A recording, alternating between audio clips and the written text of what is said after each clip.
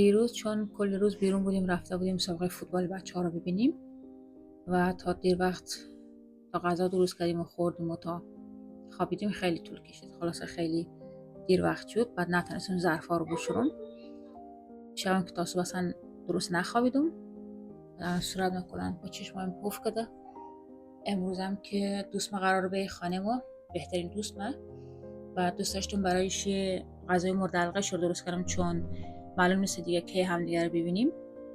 من راهی دور مورم، خواهی برو آفریقا برای کمک و معلوم نیست 6 ماه دیگه به 1 سال دیگه به، و چون بهترین دوستم بود و خیلی خاطرات خوبی با هم دیگه داریم، خیلی خاطرات قشنگ داریم که به خاطر همین می‌خواستم یک غذایی که دوست داره رو براش بپزم و از اونجایی که دوستم اصلا گوشت دوست نداره و نمیخوره، البته میدونم غذای مورد علاقه‌اش چیه. مشکل بعدی ایه که امروز علی رو فرستادم خرید کنه و میگه همه جا بسته و ما نمیدونستیم که امروز روز تعطیل رسمیه توی اتریش. امروز سه شنبه و تعطیل رسمیه. برای همین فرستادمش 6 بار و گفتم که فلان چیز بخر فلان چیز بخر. میگه که اون چیزایی که تو میخوای اصلا نیسته. خواستم کوکو سبزی درست کنم چون دوستم خیلی دوست داره. میخواستم خورش بادمجان درست کنم چون خیلی دوست داره، ولی متاسفانه نه بادمجان داشت نه سبزی. روز دوشنبه که کلا بیرون بودیم.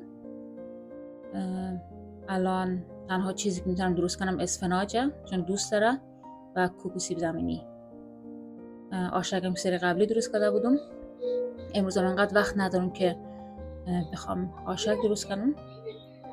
خلاصا نشد دیگه. اون خواستم بهترین روز امروز با هم داشته باشیم ولی خب نشد دیگه. دوستم انقدر توقعی زیادی ندارم، میشناسمش، نه آدم خیلی خاکی و خوبی هسته. و امیدوارم دوست من هر جای موره برایش بهترین اتفاقها و زیباترین اتفاقها بیفته و همیشه خوشحال و خندان باشه. امروز هم خیلی ظرف دارم. اول با ظرفای خود رو بشورم و شروع کنم غذا پختن. الانم ساعت 9 و دوست من قراره ساعت 12 به. کاش که بیترم واقعا غذای خود درست کنم به موقع.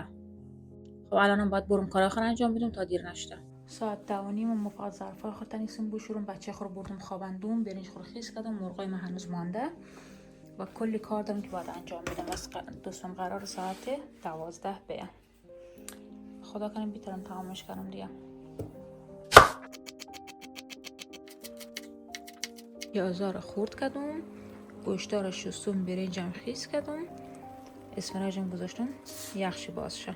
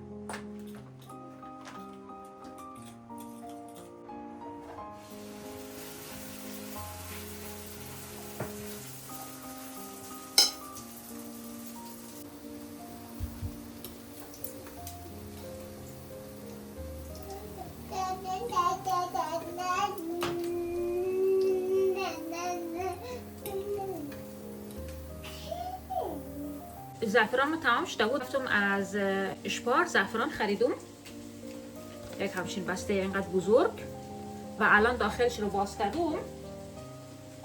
یک پاکت اینقدری توش بود. خیلی کم بود. فکر کردم امروز مرا بس باشه ولی اصلا بس نمیکنه. خیلی کمه. انتظار نداشتم توی یک پاکت دیگه بزرگی اینقدر کم باشه. الان دهتون نشون میدم. زعفرانیه که داخل ازی بود، بعد داخلشی یک پاکت اینقدی.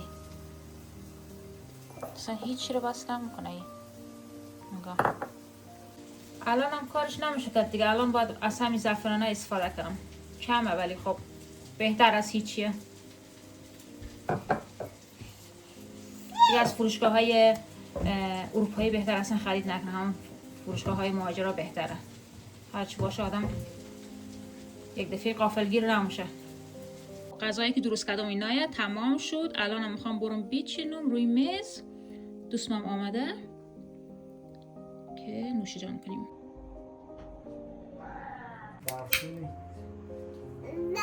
Nej. Så nah bist du schon. So nah bist du bei mir.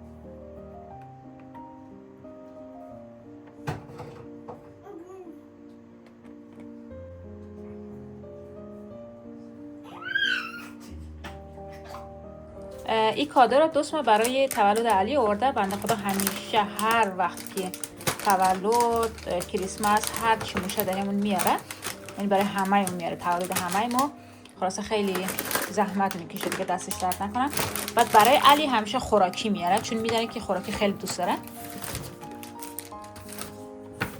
سری قبل یک گلمه چیپس و کیک های مختلف از کشورهای دیگه آورده بود، ولی این سری دیگه گفت میخوام برم سفر دارم نتونستم و اینا رو دستش درد نکنه برای علی آورده دیگه. واقعا ازش ممنون.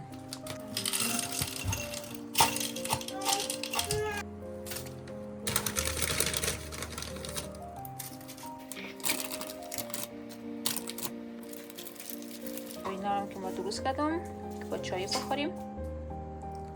یه هم چایی که قشنگ دم کشیده. یک چایی هم بریزم دیگه تمام.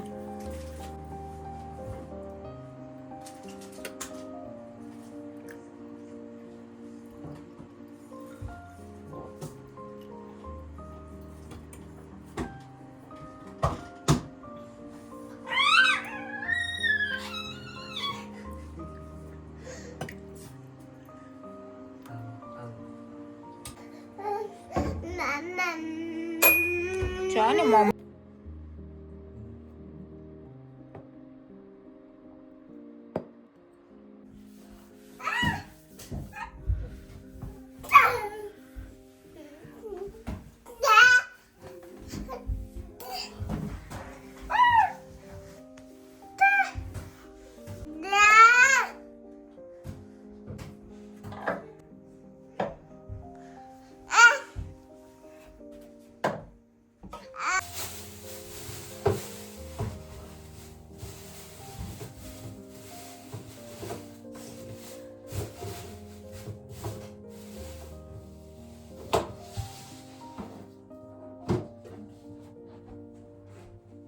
یه هم از آشپزخانه تمیز و تمام کارا رو کردم، ظرفا رو شستم، همه جا رو مرتب کردم.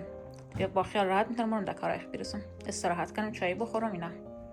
یه هم بود از امروز از مو. ممنون که تا اینجای ویدیو نگاه کردین. تا ولاگ بعدی، خداحافظ.